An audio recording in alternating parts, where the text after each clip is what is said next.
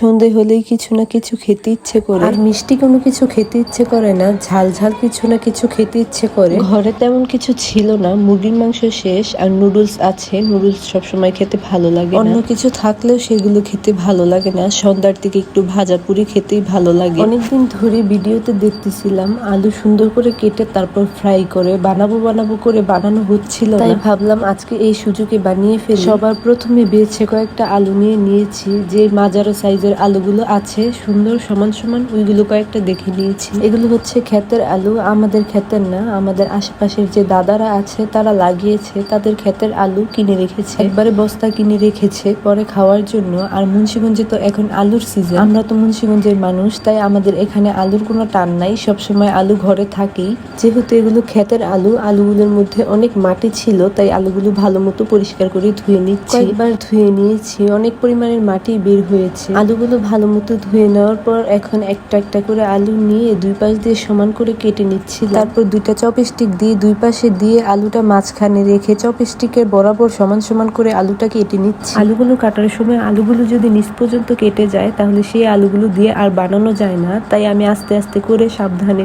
কেটে নিচ্ছি। তাই দুই পাশে দুইটা চপস্টিক দিয়ে নিয়েছি যেন আলুটা নিচ পর্যন্ত কেটে না যায়, নিচ পর্যন্ত কেটে গেলে সেটা দিয়ে আর বানানো যায় না। চপস্টিকের বরাবর রেখে তারপরে আলুটা কেটে নিচ্ছি। ওই পাশে আলুটা পুরো কেটে নিয়েছি, তারপর আলুটা উল্টিয়ে এই পাশ দিয়েও সেম ওইরকম ভাবেই কেটে নিব, হালকা একটু বেঁকা করে তারপর আলুটা কেটে নিচ্ছি। পুরো আলুটা কেটে নেওয়ার পর দুই পাশ দিয়ে ধরে হালকা করে টান দিলে আলুটা কি সুন্দর লম্বা হয়ে যায়। এখানে দেখতে আলুটা অনেক সুন্দর লাগছে। আলুগুলো কেটে লবণের পানিতে আলুগুলো ভিজিয়ে রেখেছি, আর এই আলুটা আমি সবার প্রথমে কেটেছিলাম, এই আলুটা হয়নি, পুরোটাই নষ্ট হয়ে গেছে। লবণের পানিতে কয়েক মিনিট আলুগুলো ভিজিয়ে রাখার পর পানিগুলো থেকে আলুর অনেক কষ বের হয়েছে। এখন এই পানিগুলো ফেলে আলুগুলো পরিষ্কার করে ধুয়ে নেব। আলুগুলো পরিষ্কার করে ভালো মতো ধুয়ে নিচ্ছি। আর আলু কাটার পর যে সাইডের আলুগুলো ছিল সেগুলো আমি পাতলা পাতলা করে কেটে নিয়েছি। ওইরকম করে কাটার পর অনেকটা আলু থেকে গিয়েছিল, সেগুলো আমি পাতলা পাতলা করে কেটে নিয়েছি। এগুলো ভেজে ফেলবো। আলু আরো ছিল সেগুলো আর নিইনি, ওগুলো ফেলবে না, আমাদের গরু আছে, গরুকে খাইয়ে ফেলবো। এই আলুগুলোকেও আমি ভালো মতো ধুয়ে নিচ্ছি, আলুগুলো থেকে অনেক কষ বের হয়েছে। এখন একটা কাঠি দিয়ে আলুর মাঝখান দিয়ে পুরো আলুটাই কাঠির মধ্যে ঢুকিয়ে নিচ্ছি। তারপর আস্তে আস্তে করে আলুর প্যাচগুলো পুরো কাঠিটার মধ্যে ছড়িয়ে ছড়িয়ে দিচ্ছিল। এই পর্যায়ে আলুগুলো দেখতে অনেক সুন্দর লাগছিল, আলুগুলো সুন্দর একটা ডিজাইন হয়েছে। কাঠিটা দিয়েছি যেন আলুগুলো ভাজার সময় চেপে না যায়, যেরকম করে আলুগুলো কেটেছি ভাজার প্রয়োজনে সেরকমই থাকে। এখন আলুগুলো মশলা দিয়ে মাখিয়ে নিব।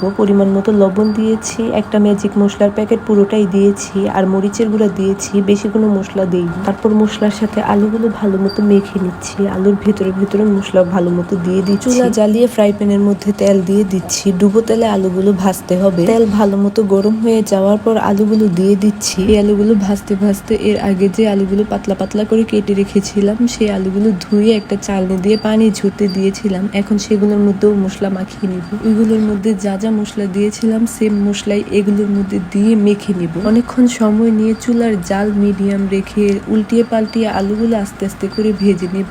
এই তো আলুগুলো ভাজা শেষ, এখন নামিয়ে নিচ্ছি। আলুগুলো ভাজতে প্রায় অনেকটা সময়ই লেগেছে, মচমচা করে ভেজে নিয়েছি। ভেজে নেওয়ার পর এখন আলুগুলোর উপরে হালকা একটু লবণ দিয়ে দিচ্ছি আর মরিচের গুঁড়া দিয়ে দিচ্ছি। এখন এই তেলটার মধ্যে ওই আলুগুলোও ভেজে নিব। আলু ভাজতে অনেক সময় লাগে, তাই একবারেই সবগুলো আলু দিয়ে দিয়েছি। এই আলুগুলো ভাজার পর পুরো চিপসের মতো মচমচা হয়েছে। ভাজার পর এই আলুগুলোর উপরেও হালকা লবণ আর মরিচের গুঁড়া দিয়ে দিচ্ছি। দেখেই বোঝা যাচ্ছে আলুগুলো অনেক মচমচা হয়েছে। আলুগুলো ভাজার পর মচমচা হয়েছে দেখে খেতে অনেক মজা লেগেছে। দুইটা টেস্ট সেমই, শুধু এটা দেখতে সুন্দর লেগেছে।